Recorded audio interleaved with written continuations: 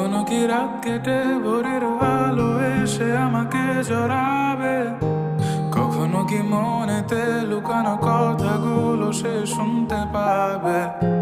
যতবার কল করি তুমি ব্যস্ত থাকো বন্ধুদের সাথে, আবার আমি বের হলে বলো কি করো তুমি অন্যদের কাছে। চাই ছুটে যাই দূরে কোথাও পালাই, তোমার ছায়া থেকে সরে যেতে চাই।